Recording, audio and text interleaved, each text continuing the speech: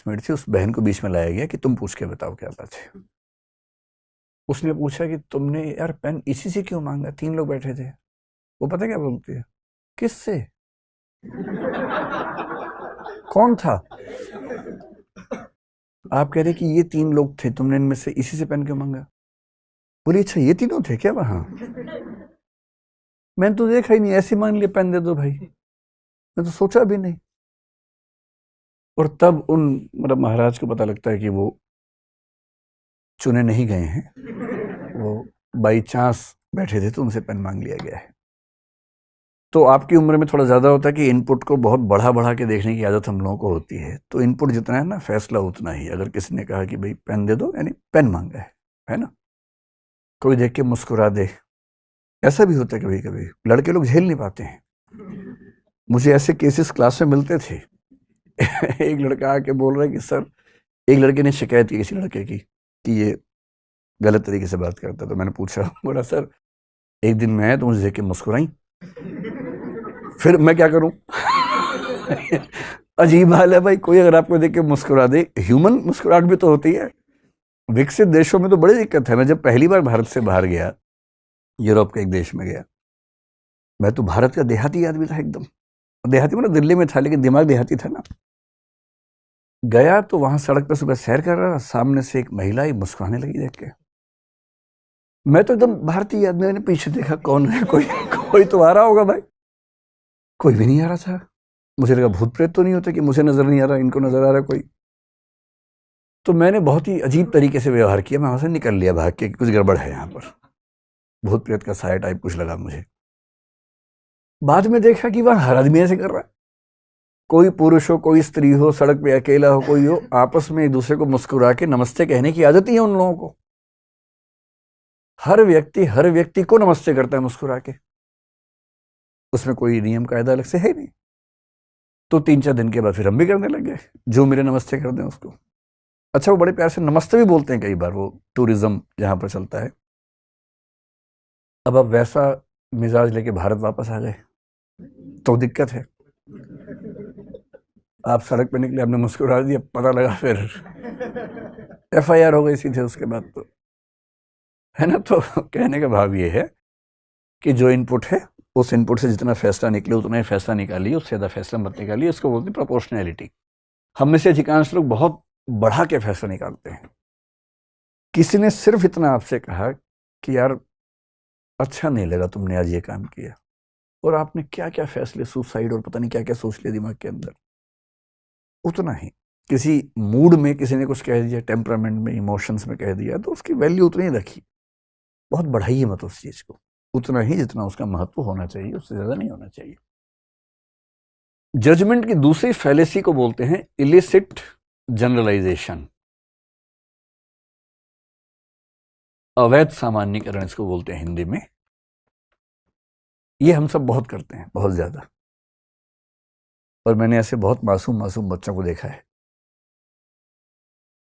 छोटे बच्चे भी, जैसे पहली बार कोई पसंद आ गया उनको, मान लीजिए, स्वाभाविक सी बात है, ऐसा तो हो ही जाता है 10वीं 12वीं ग्रेजुएशन में। किसी को देखकर अच्छा लगना है तो बहुत स्वाभाविक है। अगर बिल्कुल नहीं ऐसा हो रहा है तो चिंता की बात है, और हो रहा है तो नॉर्मल बात है। और उसी मासूमियत में जाके उसने कह दिया कि आप मुझे बड़े अच्छे लगते हैं। और दूसरे व्यक्ति को ना मना करने की तमीज नहीं थी। भाई मना करने की भी एक तमीज होती है ना। आपको ठीक है उस रिलेशनशिप में नहीं जाना तो कायदे से मना कर दीजिए। और उसने कहा कि बेहतर होता कि एक बार आईना देख लिया होता मुझे कहने से पहले। इस बच्ची का दिल टूट गया, या बच्चे का दिल टूट गया, खतरनाक टूटा है। और इसने फैसला किया दुनिया के सारे लड़के ऐसे होते हैं, दुनिया की सारी लड़कियां धोखेबाज होती हैं, अब किसी से नहीं बात करनी, अब जिंदगी भर अकेले ही रहेंगे। यह है जनरलाइजेशन। एक सैंपल है छोटा सा, एक व्यक्ति, पूरे कितने 800 करोड़ हो गए ना तो दुनिया में लोग, हाँ 8 अरब लोग हो गए। 800 करोड़ में एक ने आपको गलत तरीके से बोला, तो आपने फैसला कितने के बारे में किया? अगर 400 मान लें आधे उसमें से, तो 400 करोड़ के बारे में फैसला आपने कर लिया। इसलिए अगर कभी ऐसा हो ना, जैसे सारे बिहारी ऐसे होते हैं, सारे हरियाणवी ऐसे होते हैं, सारे पंजाब के लोग ऐसे होते हैं। ऐसी बकवास जब भी कोई करे तो उसको बोलना नहीं, ऐसा नहीं होता है। आपने बिहार के 4 लोगों से बात की, हरियाणा के 4 लोगों से बात की, उसके बारे में पूरे स्टेट को नाप दिया एक ही बार में। ये भी तो हो सकता है कि वो वहां के एक्सेप्शंस हों, अपवाद हों, जो आपको मिल गए हों। सबके बारे में क्यों फैसला कर लेंगे? इसलिए बहुत जरूरी है कि फैसला करते हुए बहुत जनरलाइजेशन आपसे ना हो, बहुत बड़े फैसले आप ना करें, उतना ही करें जितना करने की जरूरत है। तीसरी फैलेसी क्या होती है कि हम लोग एक आपने शब्द सुना होगा, बाइनरी आजकल चलता है खूब। हम लोग एक खास माइंडसेट में रहते हैं, उसको बोलते हैं बाइनरी या डाइकोटमी। एक शब्द चलता है फिलोसफी में, एक माइंडसेट का नाम है डाइकोटमी।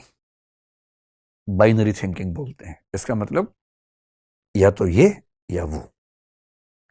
और फिलोसफी में, लॉजिक की दुनिया में इसका नाम होता है ऑल और नथिंग।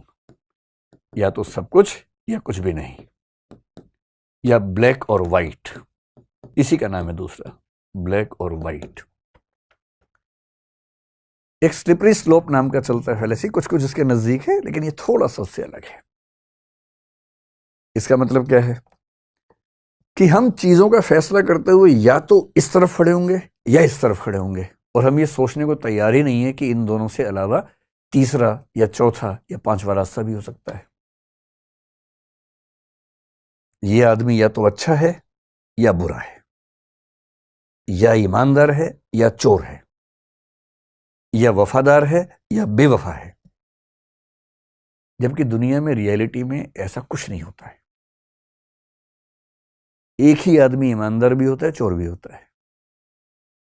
ऐसे कुछ लोग हैं जो ऑफिस के मामले में 100% ईमानदार होंगे, पारिवारिक मामले में चोर हो सकते हैं। परिवार में 100% ईमानदार हैं, ऑफिस में चोर 1 नंबर के। ऐसे लोग होते हैं, बहुत होते हैं। हिंदी साहित्य में प्रेमचंद ने पहली बार यह समझाया हिंदी साहित्य को कि कोई कैरेक्टर सिर्फ अच्छा या बुरा नहीं होता है, अच्छा और बुरा होता है, और मामला केवल प्रपोर्शन का है। कोई 45% अच्छा है, 55 बुरा है, कोई 55 अच्छा है, 45 बुरा है, कोई 65-35 पे है, कोई 72-28 पे होगा, कोई 24-76 पे होगा। इसको हम बोलते हैं कॉन्टिन्यूम की अप्रोच। और कॉन्टिन्यूम का मतलब यह है कि जब आप फैसला करें, हमेशा किसी चरम पर ना रहें, किसी एक्सट्रीम पर ना रहें। मोदी जी अच्छे हैं, बहुत अच्छे हैं, बुरे हैं, एकदम बुरे हैं, ये ड्रामा नहीं करना है। क्या बोलना है? मुझे मोदी जी की ये पॉलिसीज बहुत अच्छी लगती हैं, ये ठीक लगती हैं, ये और ये ठीक नहीं लगती हैं। एक समझदार व्यक्ति की तरह बात करेंगे हम, क्यों एक बहे हुए व्यक्ति की तरह बात करेंगे उछल कूद के?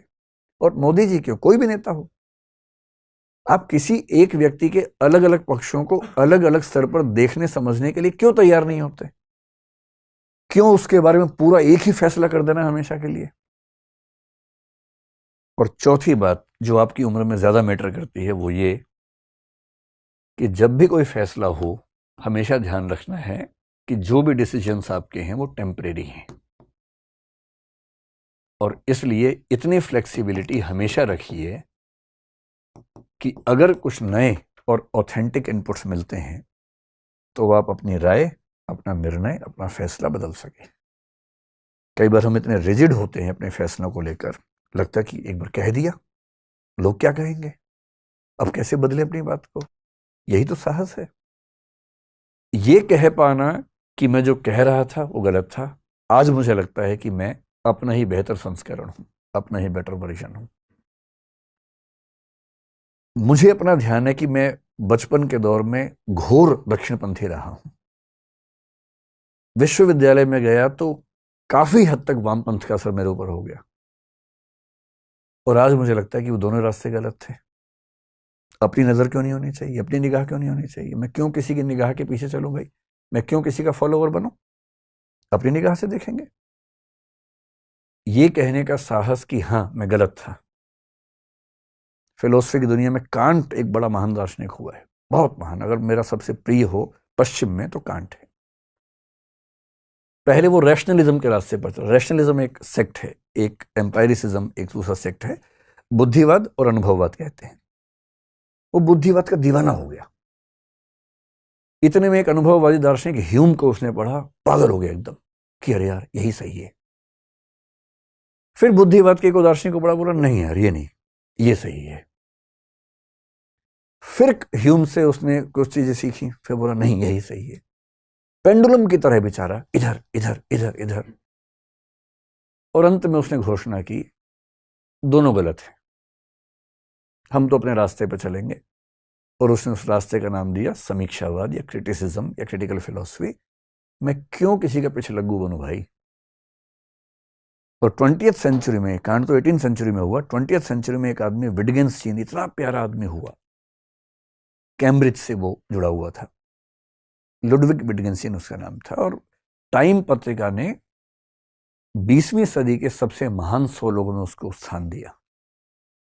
उसकी फिलॉसफी बहुत मुश्किल है, समझना बड़ा मुश्किल काम होता है, लेकिन मैं जो बताना चाह रहा हूं वो जो रोचक बात उसके बारे में, उसने किताब लिखी, ट्रैक्टेटस नाम से किताब लिखी, बहुत फेमस हो गई किताब। इतनी फेमस हो गई कि उस किताब को बेस बनाकर फिलॉसफी में 2-3 स्कूल चल पड़े, पूरे पूरे सब उसके दीवाने हो गए।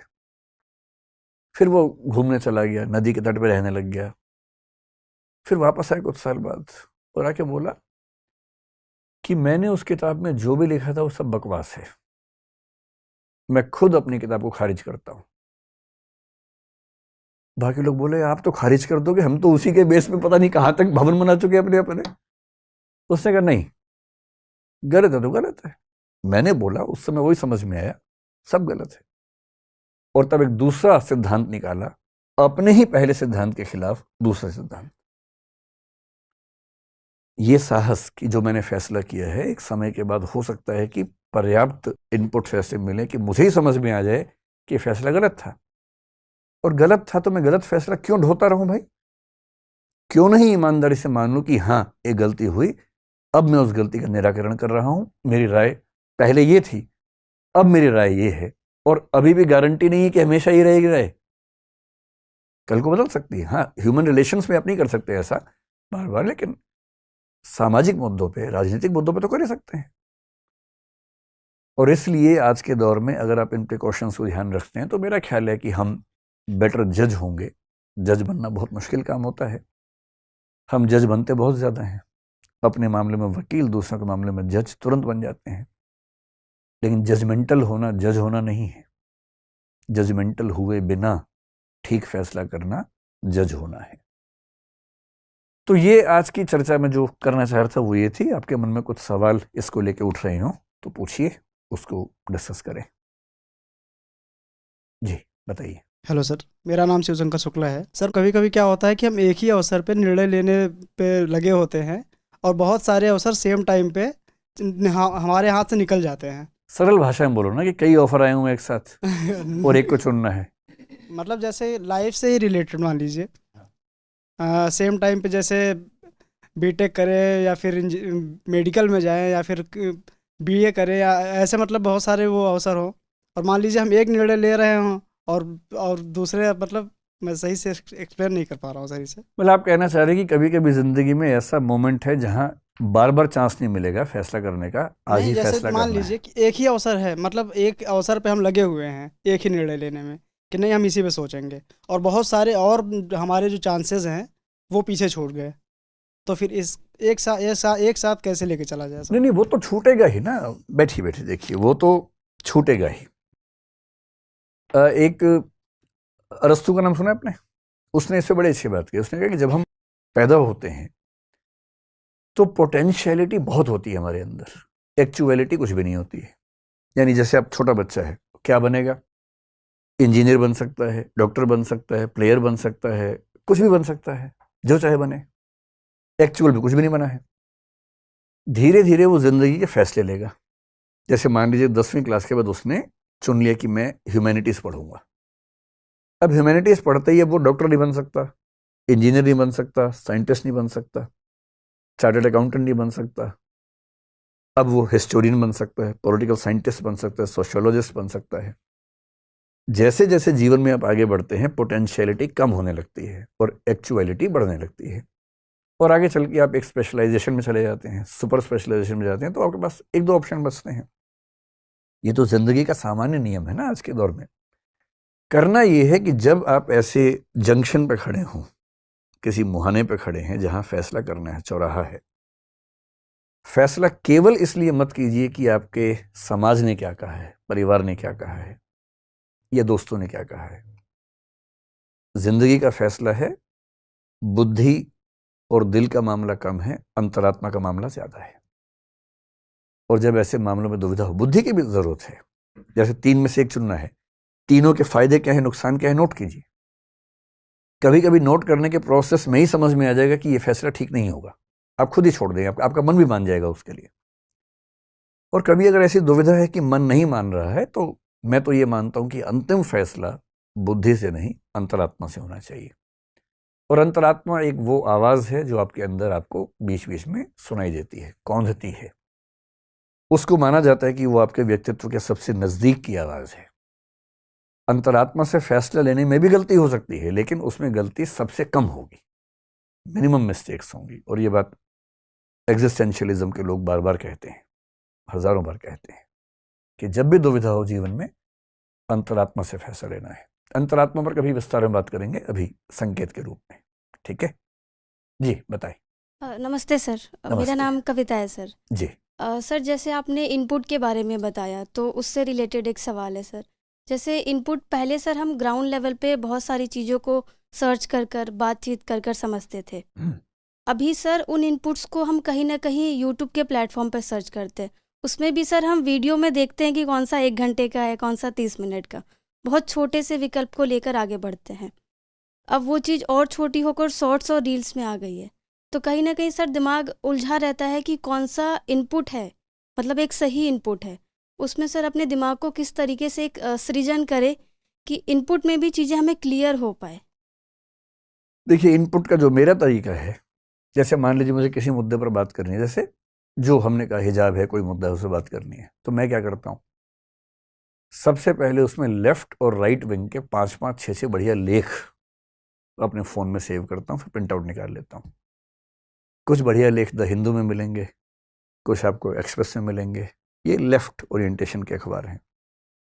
जो राइट विंग के प्लेटफॉर्म्स हैं या अखबार हैं, कुछ अच्छे लेख, रिसर्च आर्टिकल्स वहाँ भी मिल जाएंगे। कोई 5 जने में भी हो सकता है, ऑर्गेनाइजर में भी हो सकता है, कि आप तो कोई स्पेशल विशेषांक उसी पे निकला हो।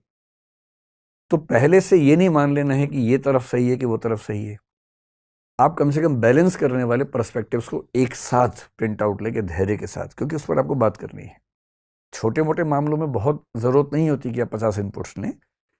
मामले की गंभीरता और महत्व के हिसाब से इनपुट्स की मात्रा तय होनी चाहिए। तो मेरा तरीका ये है, किसी विषय पर बात करने से पहले जितनी विचारधाराओं के पर्सपेक्टिव्स उस विषय पे हैं, उन सबकी तरफ से कम ऑथेंटिक 2-3 आर्टिकल्स पढ़ूं, उनमें से सार निकालूं, ट्रक्स निकालूं, अपने विवेक का इस्तेमाल करके देखूं कौन सा आर्गुमेंट किसका ठीक है, उन सब सही चीजों को मिला के अपनी एक राय डेवलप करूं। तो ठीक है, यूट्यूब के ज़माने में दिक्कत तो है ही सोशल मीडिया में, लेकिन जब कोई महत्वपूर्ण मुद्दा आएगा तो आप खुद, आपके अंदर से ये ज़रूरत आएगी कि आप टाइम दें उस पर। कभी मौका मिलेगा तो 2 शब्द केवल संकेत कर रहा हूं, जो हमारा सोचने का तरीका है उसके लिए 2 शब्द चलते हैं। एक ह्यूरिस्टिक प्रोसेसिंग होती है, एक सिस्टमेटिक प्रोसेसिंग होती है। कभी डिस्कस करेंगे कि हम कब सिस्टमेटिक प्रोसेसिंग का इस्तेमाल करते हैं, कब ह्यूरिस्टिक का। गैर महत्वपूर्ण मुद्दों पर हम ज़्यादा लोड नहीं लेते, इसी को ह्यूरिस्टिक बोल देते हैं। लेकिन जब कोई मुद्दा हमारे लिए बहुत महत्वपूर्ण होता है ना, तो हम अपने आप सिस्टमेटिक प्रोसेसिंग में जाते हैं और ठीक से टाइम इन्वेस्ट करते हैं फैसला करने से पहले। ये हम सब करते हैं, आप भी करती होंगी। और कोई सवाल आपके मन में? बाप रे, इतने सारे सवाल हैं, पूछिए। Good afternoon sir, Ishika this side. Sir Ishika नाम है आपका? हाँ जी, इशिका। सर 2 क्वेश्चंस मेरे दिमाग में आए हैं अभी इस पूरे लेक्चर में। सर जब हम ज़्यादा मतलब कि सजेशंस होती है, तो सर उस सिचुएशन में क्या करना चाहिए? बेसिकली अगर मैं किसी सिचुएशन में हूँ और मेरे पास ज़्यादा सजेशंस आ रही हैं, ज़्यादा इनपुट्स आ रहे हैं, तो मैं उसमें मतलब कि बेसिकली क्या मेरा डिसीजन रिलेटेड प्रोसेस होना चाहिए? क्योंकि अगर मैं ऑब्जेक्टिविटी की बात करती हूँ, या तो ऑल या फिर नथिंग, या तो ब्लैक या फिर वाइट, बट वहाँ मेरे पास बेसिकली सही रहता है कि इतने लिमिटेड ही रहेगा और इसी में ही मुझे करना है। बट मेरे पास अगर ज़्यादा स्पेस आ रहा है, ज़्यादा सजेशंस आ रही हैं, तो उस केस में क्या करना चाहिए? देखिए, इनपुट्स अगर ज़्यादा जगह से आ रहे हैं तो सबसे पहले आपका दिमाग ये भी बताता होगा कि कौन सा इनपुट देने वाला व्यक्ति या चैनल या प्लेटफॉर्म कितना ऑथेंटिक है। तो सबसे पहले अपने आसपास से उन व्यक्तियों और चैनल्स को थोड़ा दूर कीजिए जो बहुत ठोस बात करने से दूर रहते हैं। ऐसे होंगे आपके आसपास भी, मैं भी देखता हूँ। हम सबके दिमाग में फिल्टर लगा होता है। जैसे हंसी मजाक की बात में अगर कहूँ, जैसे जो स्टाफ में कुछ लोग हैं, कुछ की आदत होती है चीज़ों को बढ़ा के कहने की, कुछ की होती है कम करके कहने की। तो कुछ इंटरेक्शंस के बाद हमारे दिमाग में एक फिल्टर काम करने लगता है। जैसे कोई आके मुझे बोले कि सर बहुत अर्जेंसी है, मेरे पास मैसेज जैसे किसी का है कि सर बहुत अर्जेंट है, बात करनी है। 2-3 इंसिडेंट्स हो चुके हैं, तो मुझे पता है कि इसकी अर्जेंसी भी ऐसी है कि 4-5 दिन तक कोई दिक्कत नहीं है। और कुछ लोग ऐसे होंगे लिखेंगे कि बात करने की ज़रूरत है, समय हो तो बताइएगा। और मुझे पता है कि ये बोल नहीं रहा है पर ये बहुत अर्जेंट बात है, इसलिए इसने ऐसा लिखा होगा।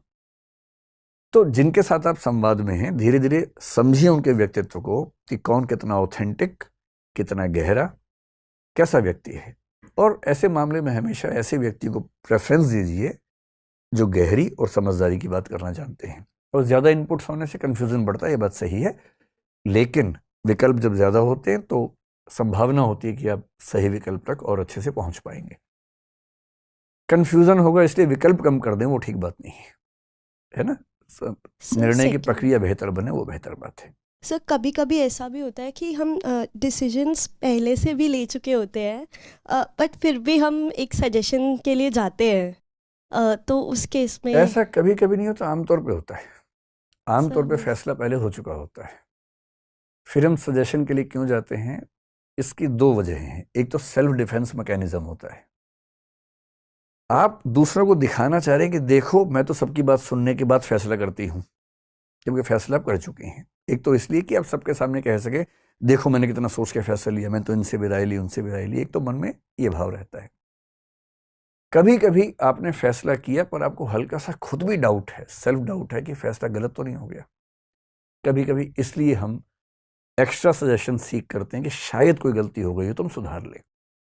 दूसरी बात है तो बढ़िया है, पहली बात है तो वो केवल इसलिए है कि आप सबको जस्टिफाई कर सके कि देखो मैंने तो पूछा था, इतनी बात है। ठीक है, बैठिए बैठिए बैठिए। मेरा नाम मदन मोहन है सर। और आपने इमैनुअल कांट की बात की कि उन्होंने जो भी चीज़ें फॉलो की, अपनी ही बुक को उन्होंने खारिज किया और फिर से एक नया सिद्धांत दिया जो भी था। हम भी उसी समय में एक जो दौर है कि हमें बहुत सारे डिसीजन लेने हैं और हम लेना भी चाहते हैं, कई लेते हैं उसमें फेल भी हुए। तो जब फेल होते हैं तो कभी लगता है कि दूसरा व्यक्ति हमें जो है आलोचना से और सारी चीज़ें से कह रहा है। हम जानते हैं कि हो सकता है वो सही न हो, हम खुद भी अपने आप को आंकते हैं कि नहीं हम उससे तो बेटर थे, लेकिन वो हमें सीख दे रहा है। लेकिन जब ऐसे डिसीजन 4-5 बार हम फेल हो रहे हैं, एक्सपेरिमेंट हमारा फेल हो रहा है, तो एक समय ऐसा आता है जब हम कहते हैं कि नहीं, हो सकता है हम उसके मुंह पे कह दें कि नहीं तुम गलत हो, मैं सही कर रहा हूँ। लेकिन जब आप अकेले में सोचते हैं तो ये लगता है कि हाँ नहीं, कहीं गलती नहीं हो रही है। तो फिर जब अगली बार हमें क्रांति करनी है, नई लानी है, तो हिम्मत कैसे लाएंगे और वो डिसीजन कैसे हो कि कैसे परखें कि नहीं यहाँ से था जो उन्होंने आलोचना की, जो कहा या कुछ लोगों ने सजेशन दिया, हो सकता है कभी 10% आपको तारीफ भी मिल गई, हाँ ठीक है चलो अच्छा किया तुमने। तो वो उस बीच में कैसे आप अपने आप को आगे बढ़ाएं? अगर आपने 4-5 फैसले किए जो गलत साबित हुए जी, तो पहले तो इस अहंकार से बाहर निकल जाइए कि सबसे अच्छा फैसला मैं ही करता हूँ, है ना। ये हो सकता है कि सच में आप गलती कर रहे हो, यस सर, इनपुट्स कम हो या ऑब्जेक्टिविटी कम हो, ये हो सकता है ना। यस सर, दूसरा व्यक्ति आपको सलाह दे रहा है लेकिन उसकी भाषा चुभती हुई है, हाँ। तो भाषा को साइड में कर दीजिए, बात को समझ लीजिए। अगर बात में दम है, भाई कोई चुभती हुई भाषा में सलाह दे पर सलाह अच्छी दे तो भाषा साइड में कर दीजिए, सलाह ले लीजिए। जी। कोई मीठी भाषा में बकवास कर रहा है तो दूर कीजिए, केवल भाषा सुनिए, मस्त रहिए, क्या मतलब है ना। सार को गही रखे, वो तो करना ही पड़ेगा ना, सार निकालना पड़ेगा। यस, तो यदि ये 3-4 फैसले गलत हुए तो विनम्रता से मान सकते हैं कि शायद हमने कोई गलती की होगी। और यदि कोई सलाह अच्छी दे रहा है तो उस सलाह का उतना हिस्सा स्वीकार करने में कोई हर्ज भी नहीं है। यस सर, और लोग क्या कहेंगे इसका बहुत ध्यान मत दीजिए, लेकिन हाँ अगर कोई अच्छी सलाह है तो बेशक लोग कहें कि देखो इसकी नकल मार ली, कोई बात नहीं, जी। अपना फैसला लेके आगे बढ़िए। और आप कुछ भी करेंगे तो लोग तो कुछ ना कुछ कहेंगे ही कहेंगे। तो बेहतर है कि जो सबसे सही फैसला है वो चुनिए, और लोग क्या कहेंगे मतलब मैं एक तकिया कलाम मेरा है, जी लोग क्या सोचेंगे, अगर ये भी मैं सोचूंगा तो लोग क्या सोचेंगे, तो उनको सोचने दो, अपना जो ठीक लगता है वो कीजिए। ठीक है, ठीक है। बैठिए बैठिए। नमस्कार सर, मेरा नाम रेखा वर्मा है। सर, जैसा कि आपने बताया कि कांट ने अपनी ही पुस्तक को खारिज कर दिया था। आमतौर पर यह माना जाता है कि किसी भी मुद्दे पर या किसी भी बात पर एक स्थिरता सामाजिक साख से जोड़ी जाती है कि ये व्यक्ति विश्वसनीय है, अपनी बात पर अड़िग रहेगा। लेकिन ड्यूरिंग द लाइफ प्रोसेसन हम लोग सोचते हैं वही परिष्करण वाला सिद्धांत कि ये चीज़ ठीक है, अनुभव से गलत मिली है, आगे इसको और बेहतर करते हैं।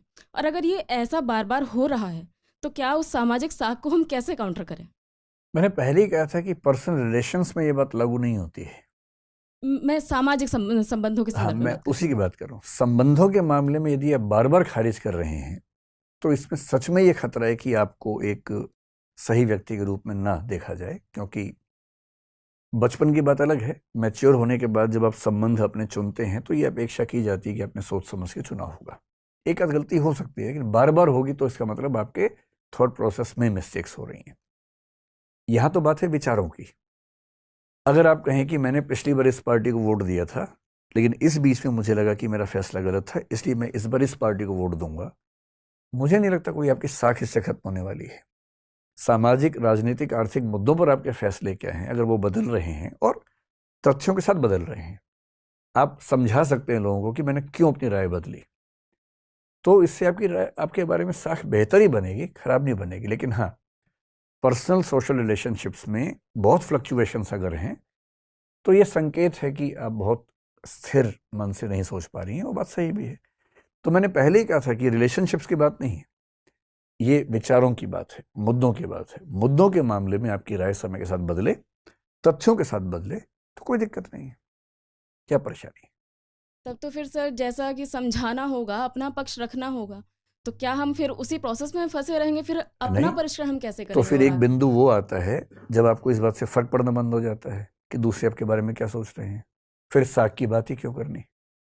जैसे मेरी साख मेरे इलाके में शून्य है, इस मामले में मुझे फर्क भी नहीं पड़ रहा। मैं इतना क्यों सोचूं कि वो मेरे बारे में क्या सोच रहे हैं? मैं निश्चिंत हूं, मुझे फर्क ही नहीं पड़ रहा है। और कभी किसी से नाराजगी हो भी जाए ना, दुश्मनी वुश्मनी मत कीजिए, उसमें टाइम बहुत खर्च होता है। सबसे अच्छा होता है इग्नोर कीजिए। एग्जैक्टली। जिक्र क्या, जुबां पे नाम नहीं, इससे बढ़कर इंतकाम नहीं। वाह, सोचिए ही मत, अपनी जिंदगी में आगे बढ़िए, मस्त रहिए। Thank you sir. बैठिए बैठिए।